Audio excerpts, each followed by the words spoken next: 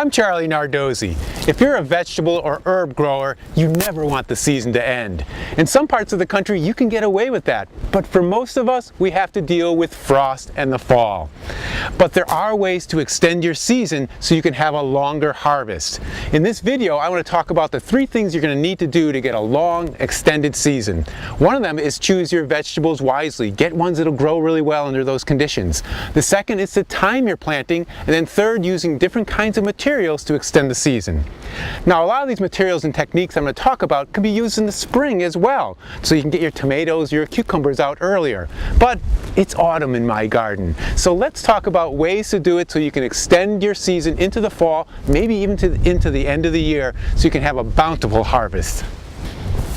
The first step is to select your veggies, and leafy greens are probably one of the easiest ones to grow because you can actually harvest them at any stage of maturity. All these crops grow really well with the cooler fall temperatures, but it's not so much temperatures that's the issue, it's day length.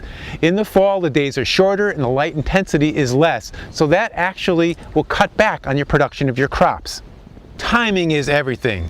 If you're in a zone 5 climate like I am, and your first fall frost date is around mid-October, you're going to want to be planting your broccoli, cauliflower, cabbage, all those brassicas around the end of July. Peas and root crops will be coming in soon after that. So we'll be planting those right next. And then after that, you'll be planting leafy greens about 6 weeks before your first fall frost date. That way, everything will mature on time. But that means pulling out old plantings mercilessly to make room for the new fall crops.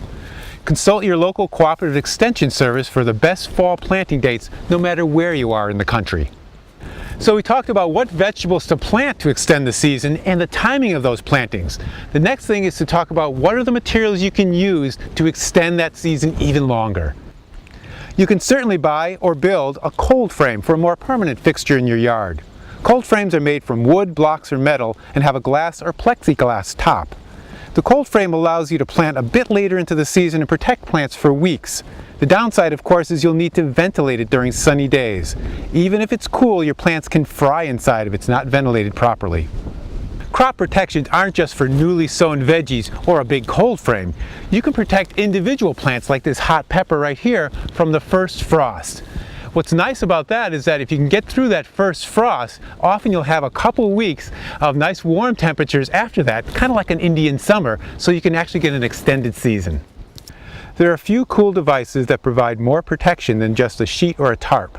Individual cloches made out of glass or plastic can be placed over small plants such as basil to protect them. But like a cold frame, you'll have to stay on top of it during the sunny days and keep the vents open to keep it cool. There are also these pop-up covers that can be placed around a plant and they can extend to cover the whole plant. Just like my padron pepper right here is all protected. The top is made out of a mesh for better ventilation, or you can just leave the top open on sunny days. It'll protect your plant from a light frost. But the best material for plant protection is the floating row cover. This polypropylene cloth-like material has revolutionized season extending and plant protection, allowing gardeners to successfully grow things throughout the season. Now, it comes in different kinds of weights. This is a lightweight or a summer weight fabric that lets in about 85% of the light. This is good for mostly animal and pest protection. Other materials such as micromesh or tulle also are great for keeping pests away from newly sown beds. I like them because you can see right through them and see what's happening inside the bed, and you can water them really easily, but they offer little or no frost protection. The next weight of this fabric is called the standard garden row cover. This one will let in about 70% of the light and protect plants down to about 28 degrees. It's a good material to use in early fall as your plants are starting to mature. For absolute frost protection, try the Garden Quilt. This is a heavier weighted row cover made from thicker polypropylene. It can protect plants down to 25 degrees. It allows 60% of the light through. Since it blocks more light and rain than lighter weight materials, you'll have to open it up more often to work around the plants. It's best to use it on crops that are close to maturing that you want to hold until later in the fall. While you can simply lay the floating row covers over plants for some protection, for the best cold protection, use some type of support. Bent metal hoops allow you to create a tunnel where the plants don't come in contact with the fabric, so they survive the cold longer. You can also protect larger, more mature plants with higher or super hoops. Secure these tunnel fabrics with boards, stones, or stakes. You can start your newly planted fall crops under a micro mesh or a lightweight floating row cover to keep the pests out. And then as it gets colder, you can transition to a heavier weighted floating row cover to protect them from frost. So whether you're using an individual cloche to protect one plant or a floating row cover to protect a whole bed of plants, you can use these materials and devices to extend your growing season well into the fall. For more gardening tips, go to gardeningwithcharlie.com.